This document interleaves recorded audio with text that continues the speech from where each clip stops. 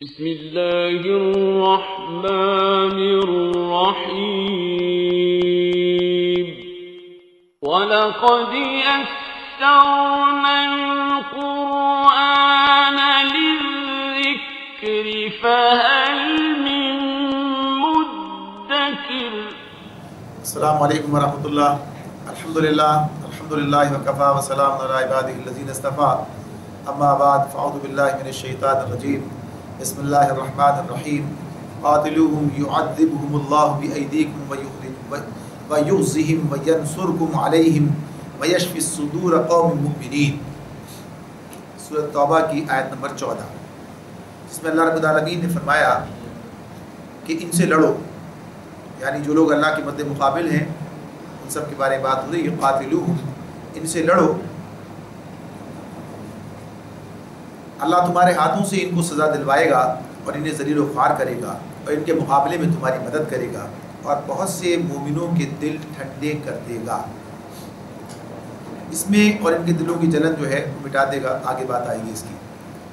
اس میں اللہ رب العالمین نے یہ بات ہمارے سامنے رکھی ہے کہ پیچھے سے جو مضمون چلا آ رہا تھا، جیسے کہا تھا کہ ائمۃ الکفر سے جنگ کرو، یعنی جو دین قبول کرنے کے بعد پھر ارتداد کی طرف چلے جائیں ان کے ساتھ ہی بات، یا اس سے پہلے کا جو مرحلہ ہے یعنی مشرکین جن سے اعلان برات کیا گیا ہے، اور اس اعلان برات کے بعد بھی وہ جو ہے اپنی روش پر اصرار کرتے ہیں اور جو مطالبہ ان سے کیا اسے پورا نہیں کرتے، یعنی یہاں سے نکلنے کے لیے تیار بھی نہیں ہوتے، ایمان بھی نہیں لاتے، تو ان کے ساتھ لڑا جائے گا۔ تو یہاں سے اللہ تعالیٰ یہ بات کہتے ہیں کہ ان سے لڑو، اللہ تمہارے ہاتھوں سے ان کو سزا دلوائے گا اور انہیں ذلیل و خوار کرے گا اور ان کے مقابلے میں تمہاری مدد کرے گا اور بہت سے مومنوں کے دل ٹھنڈے کر دے گا۔ یہ بات جو اس میں کہی جا رہی ہے، بنیادی طور پر اب ایسے لوگ بھی موجود تھے مشرکین مکہ میں کہ جنہوں نے بڑے ظلم و زیادتی کی تھی، اس کا ذکر ہم پہلے کر چکے ہیں۔ اب اس اعتبار سے انتقام کا ایک جذبہ بھی انسان کے اندر پیدا ہوتا ہے، ایک انتقام کا جذبہ پیدا ہوتا ہے۔ اچھا، اس انتقام کے جذبے کو قبول نہیں کیا گیا، یعنی اس کو ختم کر دینے کی بات، جیسے نبی صلی اللہ علیہ وسلم نے بھی معاف کر دیا اور پھر یہ کہ جب ایمان لے آئے چھوڑ دو، یہ بات ختم ہو جائے گی، اس کی بات بھی کی گئی ہے۔ لیکن جو لوگ جن کا معاملہ اس اعتبار سے ہے کہ جنہوں نے اس پر اصرار کیا اور یہ کام کرتے چلے گئے، تو ان کے معاملے میں اب یہ مہلت دی گئی ہے، مہلت دینے کے بعد کہ جانا چاہتے ہو چلے جاؤ، ظاہر سی بات ہے کہ اب یہ اگر انتقام ہے تو اس کو بھی چھوڑ دیا جائے گا۔ تو اس معاملے میں یہ بات اللہ رب العالمین بتاتے ہیں کہ جو لوگ اس پر اصرار کریں گے، جو اس معاملے میں جو ہے اپنے طرز عمل پر قائم رہیں گے، مسلمانوں کے مد مقابل رہیں گے، تو اب اگر تم ان کے ساتھ لڑو گے تو اللہ تعالیٰ انہیں ذلیل و خوار کر دے گا اور ان کے مقابلے میں تمہاری مدد کرے گا۔ یعنی ایک خیال یہ پیدا ہو گیا تھا کہ اب اگر یہ جو اعلان برات کیا گیا ہے، اس کے نتیجے میں شاید پورے عرب کے اندر جو ہے ایک کہیے کہ آگ لگ جائے گی، ایک ایسی کیفیت پیدا ہو جائے گی اور ہر طرف سے جو ہے جو لوگ جاہلیت کے پرستار ہیں وہ مد مقابل آ جائیں گے۔ یہ بات بتائی گئی کہ ایسا، ایک تو بات ہے کہ ایسا ہوگا نہیں، اگلی آیت کے اندر اس کی طرف اللہ نے کچھ اشارہ بھی کیا ہے، اور دوسری بات یہ کہ اگر جو لوگ آئیں گے مد مقابل تو اللہ رب العالمین تمہاری مدد پر ہوگا، جیسے اس نے پہلے تمہاری مدد کی ہے اب بھی تمہاری مدد کر دے گا، مدد کرے گا۔ اور پھر یہ کہ بہت سے مومنوں کے دل ٹھنڈے کرے گا۔ ٹھنڈے کرنے سے مراد یہاں پر کیا ہے؟ اس سے مراد یہ بھی ہے کہ جو لوگ جن کے جو ابھی قریب میں ایمان لائے ہیں اور ایمان لانے کے بعد ابھی ان کے کچھ عزیز و اقارب ایسے ہیں کہ جو ابھی ایمان نہیں لائے ہیں، تو اللہ رب العالمین انہیں توبہ کی توفیق دے گا، جس کا ذکر اگلی آیت کے اندر ہمارے سامنے آ رہا ہے، اور اس سے بھی اہل ایمان کے دل ٹھنڈے ہو جائیں گے، یعنی یہ معاملہ نہیں رہے گا کہ اب ان کے خلاف جنگ کرنی ہے۔ تو اس اعتبار سے یہ بات ہے، تو اس کو کہا وَيُذْهِبْ غَيْظَ قُلُوبِهِمْ وَيَتُوبُ اللَّهُ عَلَىٰ مَن يَشَاءُ وَاللَّهُ عَلِيمٌ حَكِيمٌ، اور ان کے قلوب کی جلن مٹا دے گا اور جسے چاہے گا توبہ کی توفیق بھی دے گا۔ اللہ سب کچھ جاننے والا اور حکمت والا ہے، دانا ہے۔ یہ بات اس میں یعنی اس طرف اشارہ کر دیا گیا وَيَتُوبُ اللَّهُ عَلَىٰ مَن يَشَاءُ۔ ایک طرف تو یہ غَيْظَ قُلُوبِهِمْ کی بات ہے، یہ کہ تمہارے یہ جو ہے ان کے قلوب کی جلن مٹا دے گا، یعنی جن لوگوں نے کام کیا ہے اس کا انتقام کا موقع بھی ساتھ ساتھ ملے گا،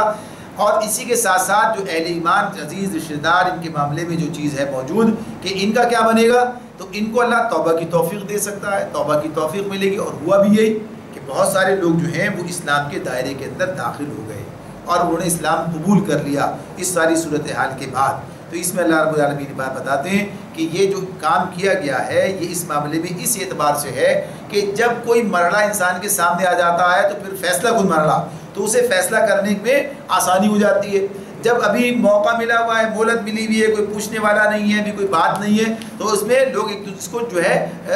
یعنی گویا کہیے کہ ٹالتے رہتے ہیں، اس کو ٹالتے رہتے ہیں، اور بالآخر پھر ایک وقت ایسا آتا ہے کہ وقت ختم ہو جاتا ہے۔ لیکن اگر کوئی فیصلہ کن مرحلہ آ جائے، بھائی فیصلہ ادھر یا ادھر، تو اب لوگوں کو فیصلہ کرنا ہی پڑتا ہے۔ تو بہت سے لوگ پھر اس موقع پر جو ہے صحیح فیصلہ بھی کر لیتے ہیں، تو ایمان لے آئے، یہ بات ہو گئی۔ آگے اللہ تعالیٰ فرماتے ہیں ام حسبتم ان تترکوا ولما یعلم اللہ الذین جاہدوا منکم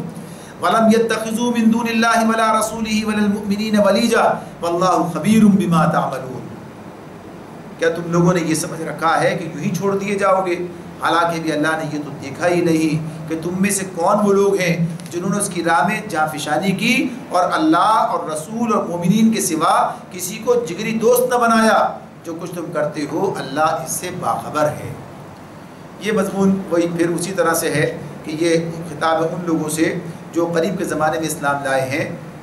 انہیں اللہ رب العالمین بات بتا رہے ہیں کہ آزمائش کے مراحل تو سامنے آئیں گے، آزمائشوں سے تمہیں گزرنا پڑے گا۔ اب آپ دیکھیے جو لوگ ابتدا میں ایمان لائے تھے ان کی آزمائش کا معاملہ مختلف تھا، یعنی انہوں نے جتنی آزمائش کے مراحل سے گزرے ہیں وہ اپنی جگہ پر ہیں۔ ابھی جو نئے لوگ ایمان لائے ہیں اب ان کا معاملہ دوسرا ہے۔ اس وقت تو کیفیت یہ تھی کہ مسلمان خود کمزور حالت میں تھے اور اپنی اس کمزوری کے باوجود اپنے ایمان پر اصرار تھا، تمام تکلیفیں سہ رہے تھے، قربانیاں دے رہے تھے، اپنے لوگوں کے ہاتھوں ستائے جا رہے تھے، یہ سب کچھ ہو رہا تھا۔ یعنی اس وقت آزمائش کی نوعیت وہ تھی۔ پھر جب ایسے معاملات آ گئے کہ غزوہ بدر آ گئی اور اس موقع پر مد مقابل جو ہے وہی اپنے عزیز و اقارب کھڑے، اس موقع پر پہلو تہی نہ کرنا، ان کا مقابلہ کرنا، آزمائش اس طرز کی تھی، اس پر بھی وہ لوگ پورا اترے۔ اب یہ جو تیسری نوعیت کی یہاں ان نئے لوگوں کے سامنے بات آ رہی ہے کہ اب تو اسلام بالادست ہے اور اپنے اس بالادستی کو برقرار رکھنے اور مستحکم کرنے کے لیے اب جو وہ اقدام کرنے چلا ہے، تو اس اقدام کی بنیاد پر جن لوگوں کے دلوں میں کوئی بات پیدا ہو رہی ہے اور ان کے کچھ عزیز و اقارب ایسے موجود ہیں ابھی جو کہ اسلام قبول نہیں کیا جنہوں نے، اب ان کے مد مقابل آنے کی بات ہو رہی ہے یا انہیں سزا ملنے کا اندیشہ پیدا ہو گیا ہے، تو اس موقع پر وہ لوگ پیچھے نہ چلے جائیں۔ اس اعتبار سے اب یہاں ان کے لیے آزمائش کی بات ہے۔ تو اللہ رب العالمین نے جو انداز اختیار کیا ہے یہ انداز کئی مواقع پر ہمارے سامنے آتا ہے۔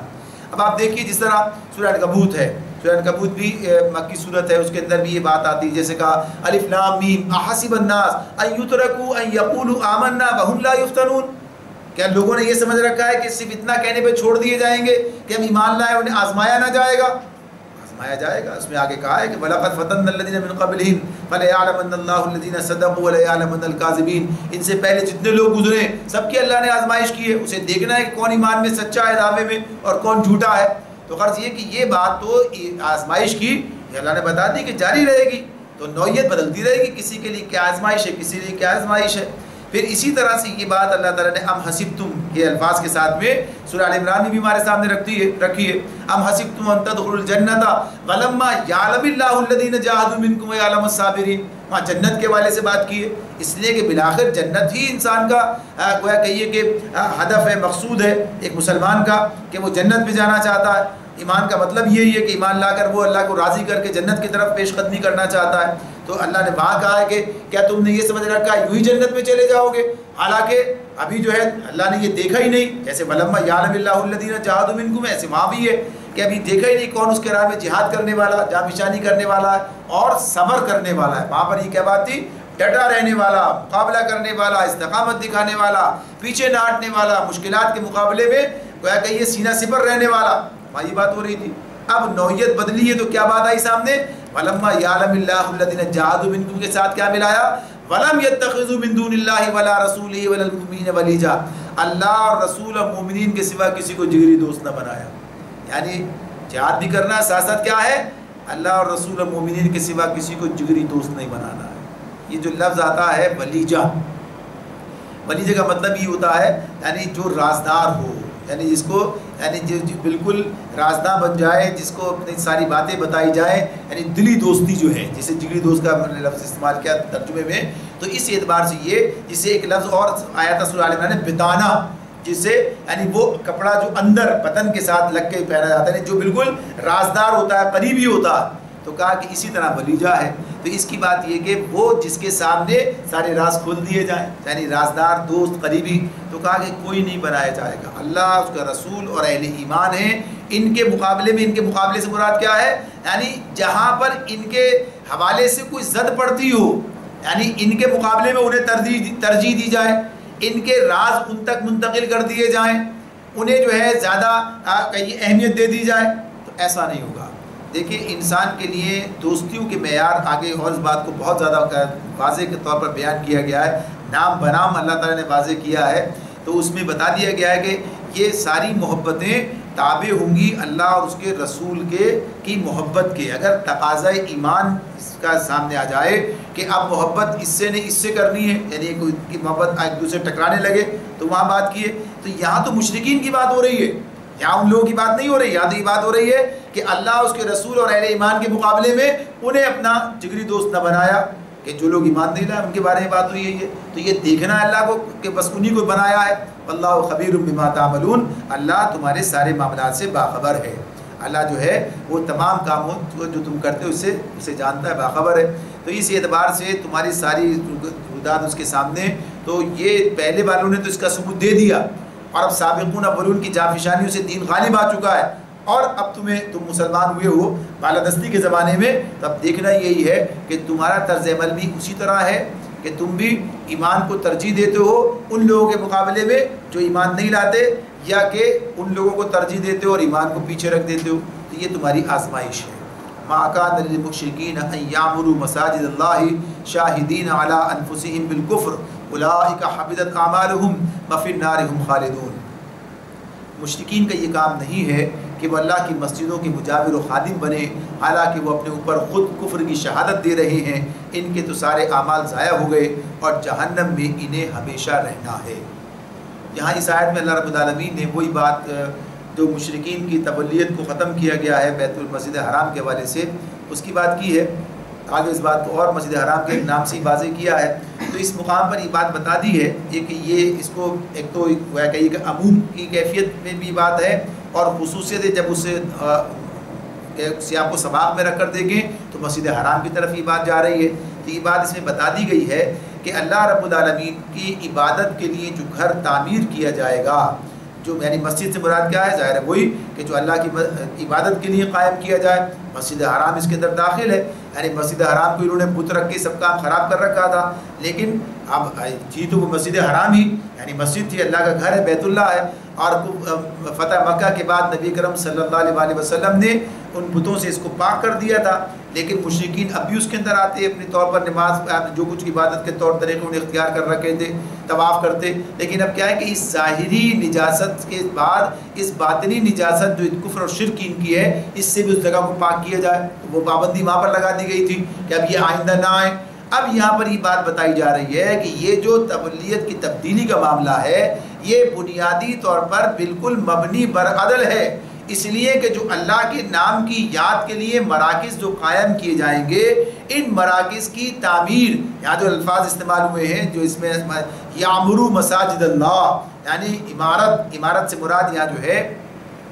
صرف اس کی ظاہری طور پر بنانا، وہ بھی اس کے اندر داخل ہے، عمارت کا لفظ استعمال ہوا ہے، پھر اس کے ساتھ اس کی آباد کاری کا معاملہ ہے، اس کے جس مقصد کے لیے وہ بنائی گئی ہے اس مقصد کو پورا کرنا، یعنی نمازیں ادا کرنے کے لیے بنائی گئی، اللہ کی یاد کے لیے بنائی گئی، تو یہ تمام چیزیں اس کے اندر داخل ہیں کہ اس کو بنانا بھی اور اس کی آباد کاری بھی، اور اس کے لیے جو گویا کہیے کہ نمازیں جو کام اس کے اندر ہوتا ہے، تو یہ سارے کام کرنے والے کون لوگ ہوں گے؟ یہ کام کرنے والے اہل ایمان ہوں گے، جو آگے والی آیت کے اندر آئے گا۔ یہاں پر یہ بات بیان کی جا رہی ہے کہ مشرکین کو جو کہ اپنے شرک پر خود شاہد ہیں، خود گواہ ہیں اس بات پر، یعنی کفر اور شرک جو ہے وہ اس میں مبتلا ہیں، تو ان کا یہ حق نہیں ہے، ان کا یہ گویا کہ یہ مقام نہیں ہے کہ یہ ان مسجدوں کے مجاور و خادم، ذمہ دار، عہدیدار اور اس کا انتظام چلانے والے بنے، نہ ان کے طور طریقے ایسے ہیں کہ جس سے مسجدوں کو آبادی ملے، یعنی اپنا مقصد جو ہے ان کا وہ پورا وہاں پر ہو جائے۔ تو اس اعتبار سے اللہ نے بتا دیا کہ یہ اس لائق نہیں ہے۔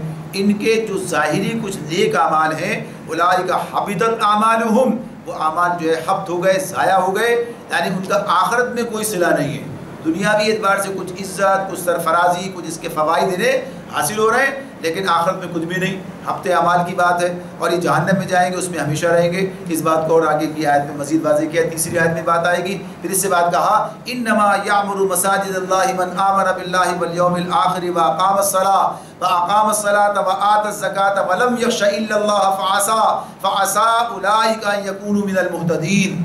اللہ کی مساجد کے، مسجدوں کے آباد کار یعنی مجاور و خادم تو وہی لوگ ہو سکتے ہیں جو اللہ اور روز آخر کو مانیں اور نماز قائم کریں، زکوٰۃ دیں اور اللہ کے سوا کسی سے نہ ڈریں، انہی سے یہ توقع ہے کہ سیدھی راہ چلیں گے۔ یہ بات اللہ تعالیٰ یہاں پر اس کے مد مقابل بیان کر، جو پیچھے بات گزری تھی، مشرکین نہیں ہو سکتے، کون ہو سکتے؟ اہل ایمان ہو سکتے ہیں، وہ جو اللہ پر ایمان لائے، اللہ اور روز آخر کو مانیں، نماز قائم کریں، زکوٰۃ دیں اور اللہ کے سوا کسی سے نہ ڈریں۔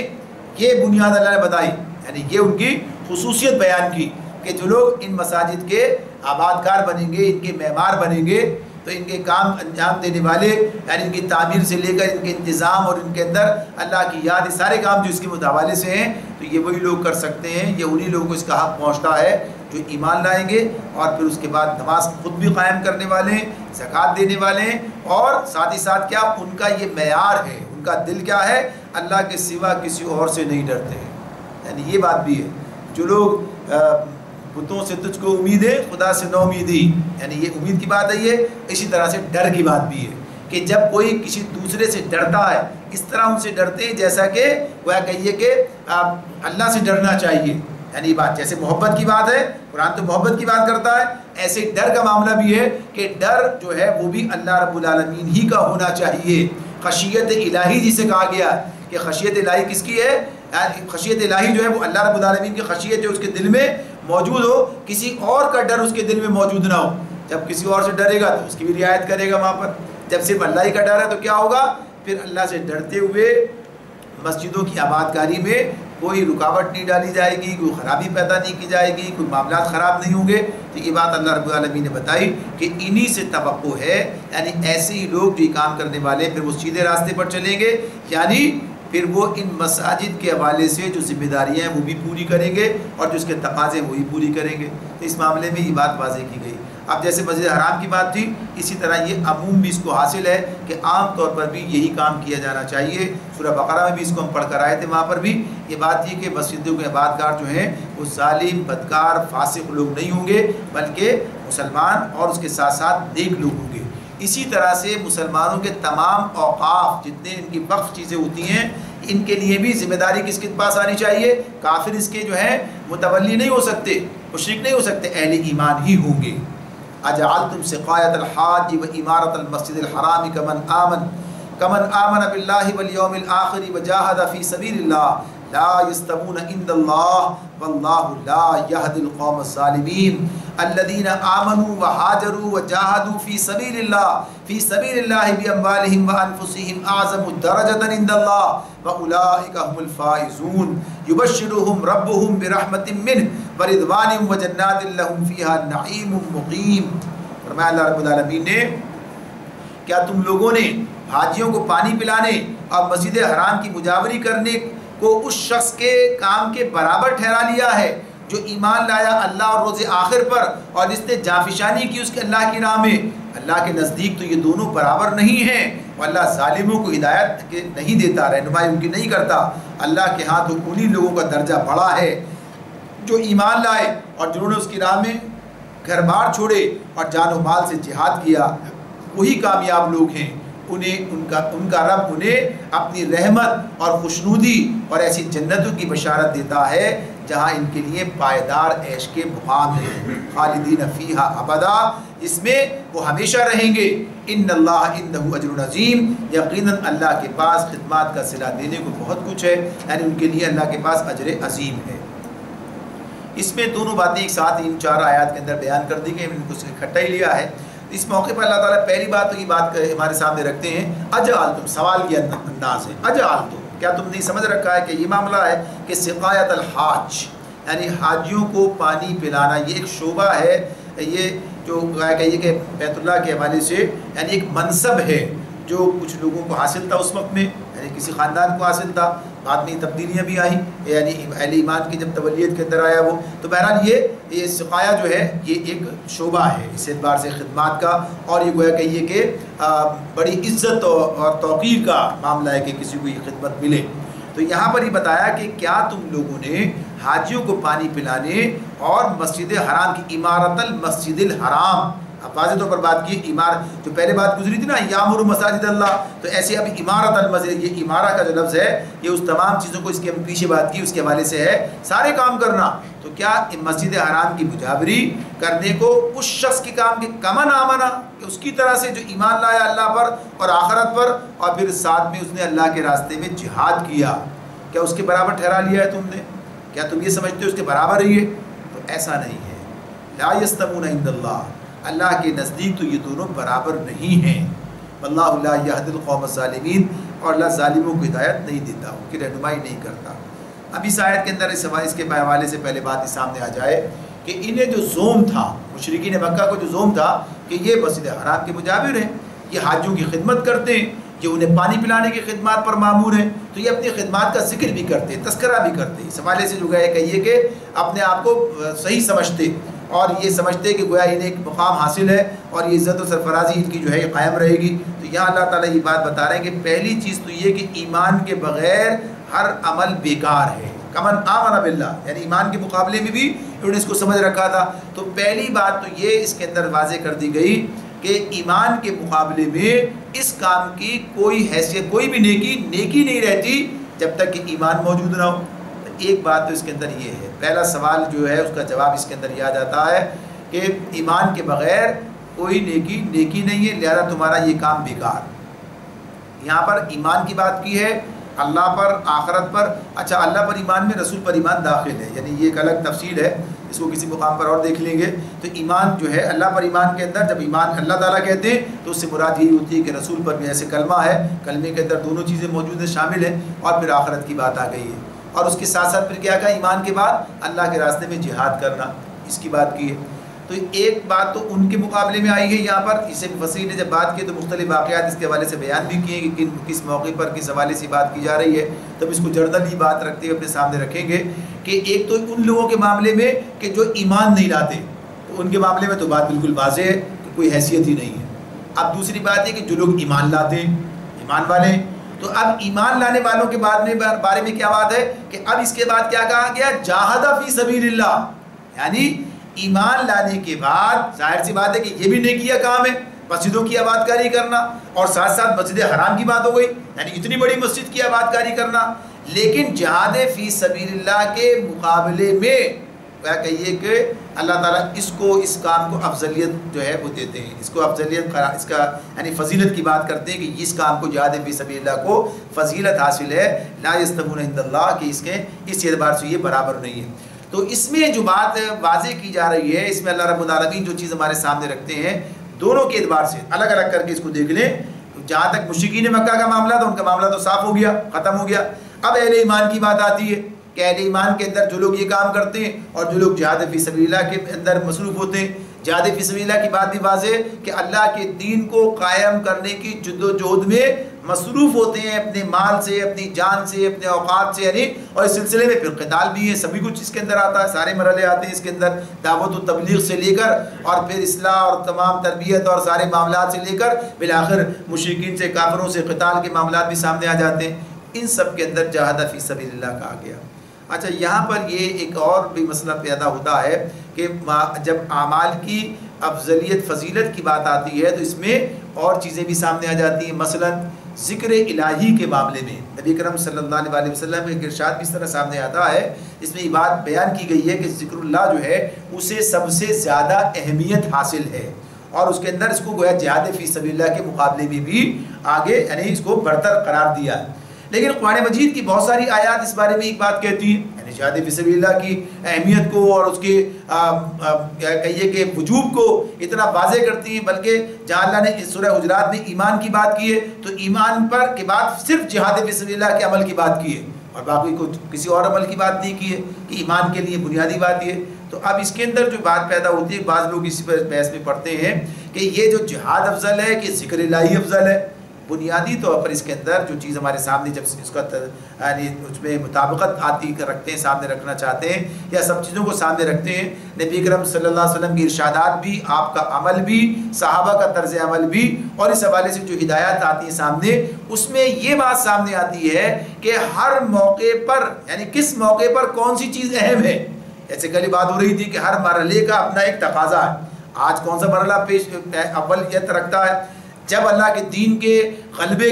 کی جدوجہد جو ہے یہ مطلوب ہو، جب دین مغلوب ہو تو ظاہر سی بات ہے سب سے زیادہ اہمیت اس بات کی سامنے آ جاتی ہے، یعنی سب سے زیادہ اہمیت اس کی آتی ہے جب دین غالب ہو اور اس وقت اس موقع پر جو ہے سارے لوگوں کی ضرورت نہ ہو اور اس موقع پر بھی بہت سارے لوگ مختلف کام کر رہے ہوں، تو پھر اس اعتبار سے پھر اس کی کیفیت بن جاتی ہے کہ کون سا کام کس وقت کس درجے میں چلا جاتا ہے۔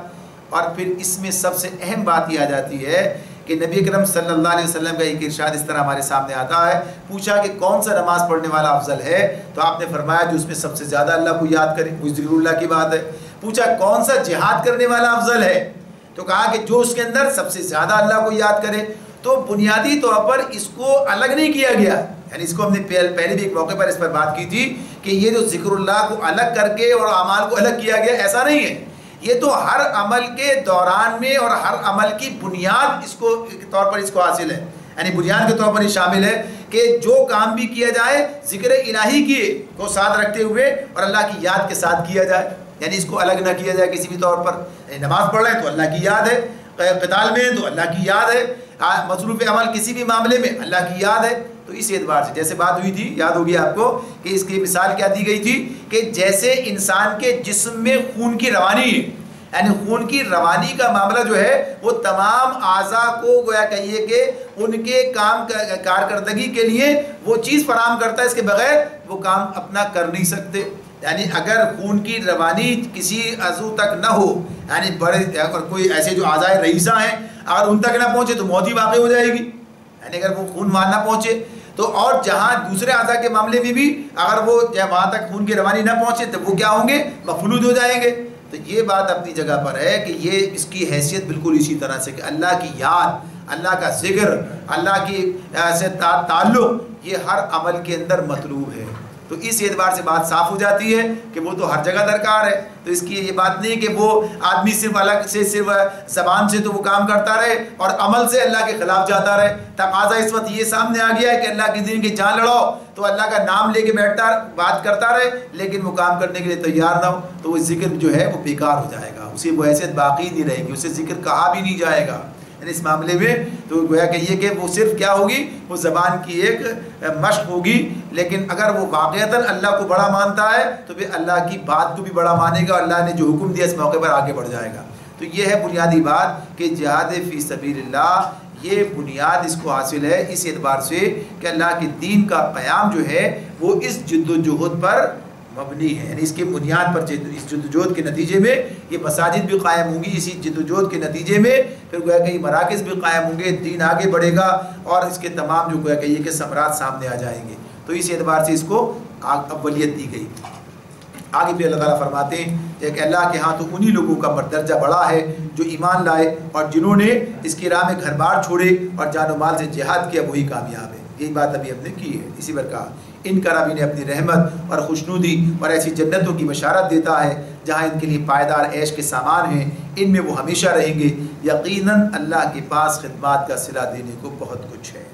تو اس اعتبار سے یہ ایک بات تو جیسے ایمان کے مقابلے میں ہوگی تو ظاہر مشرکین کی تو بات ہی ختم ہے، جب ایمان لانے کے بعد لوگ یہ کام کریں گے اور تقاضے پورے کریں گے تو جب جو تقاضا سامنے آئے اسے پورا کرنا ضروری ہے اور اس کے مطابق انسان کے اعمال کا دار و مدار ہے۔ سورۃ توبہ تو ساری کی ساری یہی بات ہمارے سامنے رکھتی ہے۔ آگے فرمایا یا ایھا الذین آمنوا لا تتخذوا آباءکم واخوانکم اولیاء ان استحبوا الکفر علی الایمان ومن یتولہم منکم فاولئک هم الظالمون۔ اے لوگوں جو ایمان لائے ہو، اپنے باپوں اور بھائیوں کو بھی اپنا رفیق نہ بناؤ اگر وہ ایمان پر کفر کو ترجیح دیں، تم میں سے جو ان کو رفیق بنائیں گے وہی ظالم ہوں گے۔ یہاں پر بہت واضح طور پر ایک بات جو اللہ تعالیٰ نے ہمارے سامنے رکھی ہے، تو پہلے تو اس بات کے ایک اور پہلو کو جو یہاں کے پر نہیں ہے بلکہ پیچھے سے ہم اس کو لے کر ایک بات اس پر کرنا چاہیں گے اس میں جو اللہ تعالیٰ نے کہا ہے کہ اے لوگوں جو ایمان لائے ہو اپنے باپوں اور اپنے بھائیوں کو بھی اپنا رفیق نہ بناؤ، یعنی ولی نہ بناؤ. جو الفاظ ہے قرآن کے پہلے وہ سامنے رکھیں. یا ایھا الذین آمنوا لا تتخذوا آباءکم و اخوانکم اولیاء ان استحبوا الکفر علی الایمان. یہ بات جو ہے اس بات کو سامنے رکھنے کی بات ہے.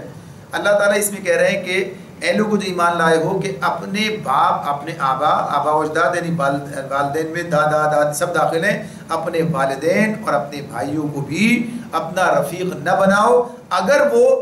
ان استحب الکفر علی الایمان، اگر ایمان پر کفر کو ترجیح دیں تو وہ تمہارے ولی نہیں ہو سکتے. اب یہاں پر ایک بہت بڑی بات واضح ہوتی ہے. دیکھیے اس قرآن مجید میں پیچھے ہم بہت کئی مرتبہ پڑھ کر آئے ہیں. سورہ ال عمران میں بھی ہم نے پڑھا، مائدہ، سورہ نساء، یہ سب میں اللہ نے اس بات کو ہمارے سامنے رکھا ہے. سورہ بقرہ میں بھی یہ بات آئی ہے کہ جو لوگ یعنی یہود و نصارہ کو اپنا ولی نہ بناؤ. یا ایھا الذین آمنوا لا تتخذوا اليہود والنصارى اولیاء. یہ بات کئی انداز سے سامنے آتی ہے، مختلف انداز سے اس بات کو بیان کیا ہے اور بڑی سختی کا معاملہ بھی اس میں گویا سامنے آتا ہے. جہاں تک بھی کہا کہ جو لوگ ان کو اپنا ولی بنا ان کا شمار انہی کے اندر ہے، یا یہ کہا کہ جو لوگ جو ہے ان کو ولی بناتے ہیں وہ اللہ کو اپنے خلاف حجت دیتے ہیں، اور منع کیا ہے. اچھا ان کا معاملہ کیا ہے؟ بالکل واضح ہے، یعنی کہ اسلام کے مد مقابل اسلام کے خلاف ہیں. یہاں معاملہ یہ کہ ایک طرف تو ایک اسلام ایک اپنا طرز عمل اپنا سامنے رکھتا ہے، اپنا ایک مقصد سامنے رکھتا ہے، اپنا ایک ہدف سامنے رکھتا ہے. اہل ایمان کو اس راستے پر چلنے کی دعوت دیتا ہے، اپنے ہدف کی طرف پیش قدمی کرنے کے لیے مستقل جد و جہد کرنے کی بات کرتا ہے. ان کے مقابلے میں اہل کفر کی بات ہے. تو اہل کفر جو ہے وہ دوسرے راستے پر یعنی اپنے دین کو غالب کرنے کی جد و جہد میں لگے ہوتے ہیں، اپنے نظریہ حیات کو سامنے رکھنا چاہتے ہیں. تو وہ مد مقابل ہے. اب خیال یہ پیدا ہوتا ہے کہ جناب یہ یہود و نصارہ کا نام آتا ہے بار بار اور گویا کہیے کہ اسلامی سوالے سے بات کرتا ہے. تو اس لیے کہ ظاہر سی بات ہے مد مقابل اس وقت وہ لوگ زیادہ تھے، اس اعتبار سے بات ہو رہی تھی. یہاں تو اللہ رب العالمین نے اپنے باپ اور اپنے بھائیوں کی بات کی ہے. یعنی اس کا مسئلہ یہ نہیں ہے کہ یہود و نصارہ سے بات کوئی دشمنی ہے ہماری اور جو ہے ان کا نام لے لے کر یہ بات ہو رہی ہے بار بار اور انہیں شکایت پیدا ہو رہی ہے. یہاں تو اسلام کیا کہتا ہے کہ یہ تو بات کی بات ہے، یہ تم اپنے باپ اور بھائی کون ہوتے ہیں؟ باپ اور بھائی تو انسان کے اپنا حصہ ہے وجود کا، یعنی ان کا تعلق تو کسی اور سے ہے ہی نہیں. کہ آباؤکم و اخوانکم، یعنی اس سے آگے کی کوئی بات نہیں، قریب قربت کی نہیں کہی جا سکتی. یعنی بیوی بھی کسی اور رشتے سے آتی ہے، کسی اور خاندان سے آ سکتی ہے، کسی اور قبیلے سے آ سکتی ہے. یعنی یہاں تو معاملہ کیا ہے کہ جو گویا کہیے کہ اس کے جسم کا حصہ ہے، یعنی جہاں خونی رشتے ہیں، یہ بالکل براہ راست ایک جسد واحد کی بات کہی جا سکتی ہے کہ باپ اور بھائی ظاہر سی بات ہے کہ الگ تو نہیں ہے یہ ایک دوسرے سے. تو اللہ تعالیٰ ان کے بارے میں یہ کہتے ہیں کہ انہیں بھی اپنا ولی نہ بناؤ اگر یہ ایمان پر کفر کو ترجیح دیں. تو اسلام کا مزاج بالکل واضح ہو کر سامنے آ جاتا ہے. اسے کسی سے کوئی پرخاش نہیں ہے، قومی طور پر کسی کا یہ مخالف نہیں ہے کہ فلاں کے خلاف ہے، فلاں کے خلاف ہے، فلاں کے خلاف ہے، بلکہ کیا ہے یہ تو مسلمانوں کو ان کی اپنی حیثیت یاد دلاتا ہے کہ تمہاری اصل حیثیت کیا ہے. تم تو ایک مشنری جذبے کے ساتھ کھڑے ہو، تم تو ایک واضح ہدف لے کر میدان میں اترے ہو، تمہیں اپنی منزل کی طرف پیش قدمی کرنی ہے. تو ایسا نہ ہو کہ کوئی بھی تمہیں تمہارے راستے سے ہٹا دے، لہذا تمہیں اس معاملے میں اپنے راستے پر چلنا ہے. تو بنیادی طور پر ان کے ساتھ جو معاملہ ہے، جب تم ان کے راستے پر چلو گے، جب تم انہیں اپنا سرپرست بنا لو گے، جب تم انہیں اپنا رہنما بنا لو گے، جب تم ان کے ساتھی بن جاؤ گے تو ان کے راستے پر چلو گے. اسلام ایک الگ راستہ تجویز کرتا ہے، اسلام ایک الگ ہدف تمہارے سامنے رکھتا ہے. یہ اپنے اس اسلام کو غالب کرنے کی جدوجہد تمہارے حوالے کرتا ہے. تو جو لوگ اس کو مغلوب کرنے کی جدوجہد کر رہے ہیں، یعنی جو کفر پر کو ترجیح دیتے ہیں ایمان کے اوپر، تم ان کو اپنا ساتھی بناؤ گے تو ظاہر ہے کہ پھر تم اس کے مد مقابل چلے جاؤ گے. تو کیسے یہ بات ممکن ہے کہ انسان جو ہے بیک وقت مشرق میں بھی چلے اور مغرب میں بھی چلے؟ کیا یہ ممکن ہے؟ ممکن ہی نہیں ہے کہ انسان جو ہے بیک وقت مشرق اور مغرب دونوں کا مسافر بن جائے، یا تو مشرق کی طرف جائے گا یا مغرب کی طرف جائے گا. تو یہ بالکل ایسے ہی مدے ایک دوسرے کے ضد ہیں کہ اسلام اور کفر جو ہے، تو کفر جو ہے اس کے علاوہ اسلام کے علاوہ سب کچھ کفر ہے. تو اس میں جو اس کی طرف نہیں آئے گا تو وہ دوسری طرف چلا جائے گا. تو اس میں کسی قوم کے ساتھ کوئی دشمنی نہیں ہے، کسی فرد کے ساتھ نہیں ہے، بلکہ اصلاً کفر اور شرک کے ساتھ ہے. وہ جہاں بھی ہو، چاہے اپنے باپ اور بھائیوں کے اندر ہوگا تب بھی انہیں بھی رد کر دیا جائے گا. تو اس حوالے سے یہ باتیں واضح کر دی گئی ہے. تو یہ اللہ تعالیٰ جو مزاج ہمارا بنانا چاہتے ہیں کہ اصل وابستگی اور اصل تعلق جو ہے وہ کس سے ہے؟ وہ اللہ رب العالمین کے ساتھ ہے، وہ اپنے مقصد کے ساتھ ہے. یعنی انسان سب سے پہلے مسلمان ہے، بعد میں جو سب کچھ ہے، اس کے بغیر کچھ بھی نہیں ہے. یعنی سب سے پہلے مقدم کیا ہے؟ مسلمان ہونا. اور جو مسلمان ہونے کو مؤخر کر دے اور دوسری چیزوں کو مقدم کر دے تو پھر اسلام اس کو قبول نہیں کرتا، وہ مانتا ہی نہیں ہے اس بات کو. یعنی ایک مسلمان کے لیے سب سے پہلی چیز کیا ہے؟ مسلمان ہے، اس کے بعد سب کچھ ہے. اگر مسلمان جو چیز اس کے آڑے آتی ہے تو اس چیز کو قربان کر دیتا ہے. تو یہی بات یہاں پر ہے. تو آگے اس بات کو مزید واضح کیا، قل آپ ان سے کہہ دیجئے ان کان آباؤکم و ابناؤکم و اخوانکم و ازواجکم و عشیرتکم و اموال اقترفتموها و تجارت تخشون کسادها و مساکن تردونها احب الیکم من اللہ و رسولہ و جہاد فی سبیلہ فتربصوا حتی یأتی اللہ بامرہ واللہ لا یہدی القوم الفاسقین. آپ ان سے کہہ دیجئے، نبی کرم صلی اللہ علیہ وسلم سے اللہ تعالیٰ فرماتے ہیں کہ آپ کس سے کہا جا رہا ہے؟ یہ کافروں سے نہیں کہا جا رہا ہے، یہ مومنوں سے کہا جا رہا ہے، مسلمانوں سے ہی بات ہو رہی ہے. آپ ان سے کہہ دیجئے کہ اگر تمہارے باپ، تمہارے بیٹے، تمہارے بھائی، تمہاری بیویاں اور تمہارے عزیز و اقارب اور تمہارے وہ مال جو تم نے کمائے ہیں، تمہارے وہ کاروبار جن کے ماند پڑ جانے کا تم کو خوف ہے، اور تمہارے وہ گھر جو تم کو پسند ہیں، تم کو اللہ اور اس کے رسول اور اس کی راہ میں جہاد سے عزیز تر ہیں، تو انتظار کرو یہاں تک کہ اللہ اپنا فیصلہ تمہارے سامنے لے آئے. اور اللہ فاسق لوگوں کی رہنمائی نہیں کرتا. یعنی بہت واضح طور پر اللہ تعالیٰ نے اس بارے میں یہ بات ہمارے سامنے رکھ دی ہے کہ صحیح طرز عمل کیا ہے. تو پہلے والی آیت میں کیا کہا تھا؟ اپنے باپ اور بھائیوں کو بھی اپنا ولی نہ بناؤ اگر وہ ایمان پر کفر کو ترجیح دیں. جو ایسا کرے وہی ظالم ہے. یہ بات بتا دی جو ترجیح، یعنی پھر بھی انہیں اپنا ولی بنایا تو اللہ نے انہیں ظالم قرار دیا تھا. اب یہاں اس بات کو اور زیادہ کھول کر واضح کیا گیا بہت تفصیل کے ساتھ، اور ایک ایک عنوان کو سامنے رکھ کر انسان کے سامنے رکھ دیا گیا، ایک مسلمان کے سامنے، کہ وہ ان تمام کے حوالے سے اپنا جائزہ لے. آپ دیکھیے اس میں جو ہمارے سامنے جو فہرست آتی ہے، والدین کی بات ہو، چاہے اولاد کی بات ہو، بھائیوں کی بات ہو، چاہے قبیلے کی بات ہو، چاہے اپنی بیویوں کی بات ہو، ازواج کے اندر شوہر بیوی، بیوی شوہر، یہ سب یعنی عورتوں کے لیے بھی بات ہے، یہ مردوں کے لیے بھی بات ہے. یہ کسی ایک کے لیے نہیں ہے، دونوں کے لیے اس آیت موجود ہے. اور ظاہر سی بات ہے کہ گھر جسے پسند کرتے ہیں لوگ، ظاہر ہے گھر بنانے کا اللہ تعالیٰ کی طرف سے ممانعت تو نہیں ہے، گھر بنانے کی بات ہے، اور اسی کے ساتھ ساتھ تجارت کرنے کی بات بھی، ساری چیزیں. تو غرض یہ کہ ان میں سے ہر چیز مباح ہے. مباح یعنی جو پسندیدہ ہے، جسے کیا جا سکتا ہے. اس میں سے کوئی بھی چیز ایسی نہیں ہے کہ جو ناجائز ہو، جس کے یعنی بلکہ ناجائز چھوڑیے آپ، جسے کہا جائے کہ کراہیت ہو، مکروہ ہو، ایسی بھی کوئی چیز نہیں ہے. یعنی تمام کے تمام کیا چیزیں ہیں؟ جو مباح ہیں، جو پسندیدہ ہیں، جو انسان کے لیے اللہ تعالیٰ کی طرف سے خود بنائی گئی ہیں، اور اللہ نے انہیں مزین کیا ہے. پیچھے ہم نے پڑھا ہے سورہ آل عمران میں، زُيِّنَ لِلنَّاسِ حُبُّ الشَّهَوَاتِ مِنَ النِّسَاءِ وَالْبَنِينَ وَالْقَنَاطِيرِ الْمُقَنطَرَةِ. یعنی یہ اللہ نے، بلکہ ساری باتیں بھی یہاں جتنی ہیں وہ بھی سب وہاں نہیں آئی ہیں، لیکن کیا کہا؟ مزین کیا اللہ نے سب کو ان کے لیے، تو انسانوں کے لیے یعنی زینت رکھی ہے. تو یہ ناپسندیدہ نہیں ہے، کوئی ایسی چیزیں نہیں ہے کہ یہ اختیار نہیں کرنی چاہیے. والدین سے محبت مت کرو، اولاد کے ساتھ جو ہے تعلق مت رکھو، بیویوں کو جو ہے منہ مت لگاؤ، یہ تو نہیں کہا گیا ہے کہیں بھی، بلکہ ان کے ساتھ تعلق ہے، محبت ہے، ان کا اپنا حق ہے، ان کا اپنا مقام ہے. اور اسلام ان کے بارے میں یہ بات کہتا ہے کہ ان کے حقوق ادا کرو، ان کے ساتھ تعلق صحیح بنیادوں پر قائم کرو. والدین کے حقوق کی بات کرتا ہے، عزیز و رشتہ داروں کے حقوق کی بات کرتا ہے، مال کے کمانے اور مال کے محفوظ کرنے اور اس کو قیام زندگی کا ذریعہ بنانے کی بات کرتا ہے. اس حوالے سے سارے احکامات دیتا ہے، اللہ نے دیے یہ.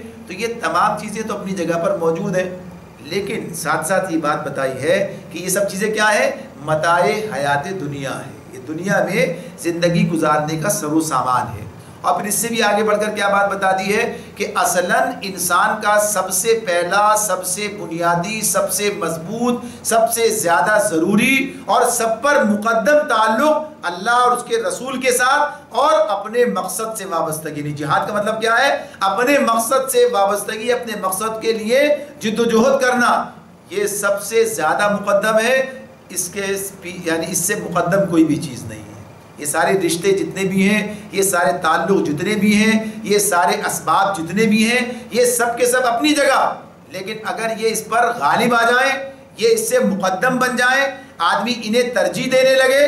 تو پھر اسے اللہ فاسق قرار دے دیتے ہیں. پھر کیا کہتے ہیں؟ انتظار کرو. انتظار کرو یعنی اب تمہارے لیے کوئی راستہ نہیں ہے، ختم، اللہ تمہیں ہٹائے گا، کسی اور کو لے کر آئے گا، سارے کام ختم ہو جائیں گے۔ تو گویا کہ یہ کہ اس اعتبار سے یہ بات واضح کر دی گئی، جسے قرآن مجید کے مختلف آیاتوں میں مختلف عنوانات سے رکھا کہ جیسے کہا لن تنالوا البر حتى تنفقوا مما تحبون، تم اس وقت تک بر کے اس مقام کو، نیکی کو، حقیقی نیکی وفاداری کو اس وقت تک حاصل ہی نہیں کر سکتے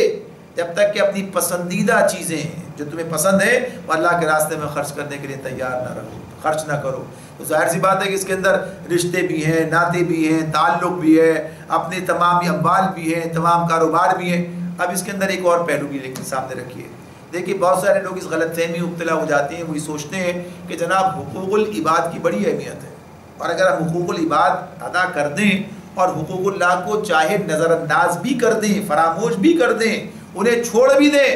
تو اللہ تو بڑا بے نیاز ہے، بڑا معاف کرنے والا، بس ان کے چکر میں پھنس کر جو ہے بس ان کے معاملات ٹھیک کرے جائیں۔ تو یہاں تو بات اس کے خلاف آ رہی ہے، اس کے مد مقابل آ رہی ہے، یعنی ان کے حقوق بھی کس بنیاد پر ادا کیے جائیں گے کہ اللہ نے یہ کرنے کا حکم دیا ہے۔ تو اصلاً کیا کہا ہے کہ اگر تم انہی میں لگے رہے، اس میں سب کے نام لیے نا، عزیز و رشتہ داروں کے نام بھی لیے، عشیرتکم کی بات ہے، عشیرہ کون ہے؟ یعنی تمام کنبہ، تمام یہ جو قبیلے کے لوگ ہیں، یہ کیا عشیرہ ہیں، تمہارے قرابت دار ہیں، تو ان کے حقوق ادا کر رہے ہیں، ان کے ساتھ لگے ہوئے، والدین کے، بہن بھائیوں کے، بیویوں کے، بچوں کے، سب کے کام کر رہے ہیں، لیکن جو اصل کام ہے وہ نہیں کر رہے، تو کیا کہا؟ سب بیکار ہو جائے گا، سب ختم ہو جائے گا، اللہ کے پاس کوئی قدر و قیمت نہیں، بلکہ اس کے معاملے میں تو اللہ کا عذاب اور سزا اور ساری چیزیں بات آتی ہیں۔ فتربصوا، انتظار کرو، سخت انداز ہے، یعنی منہ بھی نہیں لگایا اللہ نے تاکہ اس طرح کا، بلکہ کیا کہا؟ لا یہدی القوم الفاسقین، اللہ فاسقوں کو ہدایت نہیں دیا کرتا۔ یعنی اس اعتبار سے کوئی انتہائی ناراضگی کا اظہار ہوتا ہے اس حوالے سے اگر کوئی یہ طرز عمل اختیار کرتا ہے۔ تو بنیادی طور پر یہاں جو پیغام ہے وہ کیا ہے؟ وہ یہی کہ یہ تمام رشتے، یہ تمام ناطے، یہ تمام تعلق، یہ تمام چیزیں اپنی جگہ پر ان کی اہمیت ہے، مگر اتنی نہیں ہے کہ انسان اللہ کو بھول جائے، اللہ کے رسول کو بھول جائے، اس کے دین کو بھول جائے، اس کے تقاضوں کو بھول جائے، اور اس راستے میں جو جد و جہد اسے کرنی ہے، جو جانفشانی اسے دکھانی ہے، جو ترجیح اسے دینی ہے اس کام کو،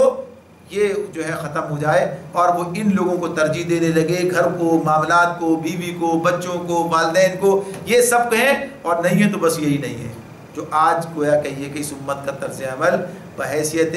عمومی، خصوصی کی بات الگ ہے، کچھ لوگ اس کے خلاف بھی کہا ہے صحیح کام کر رہے ہیں، لیکن بحیثیت عمومی جو مجموعی عمومی تو جہاں نظر آتا ہے وہ اسی طرح کا ہے، اسی کا نتیجہ ہے کہ جو صورتحال کا ہم شکار ہو گئے ہیں۔ تو اللہ تعالیٰ واضح طور پر یہ بات بیان کر دیتے ہیں کہ انسان کو، ایک مسلمان کو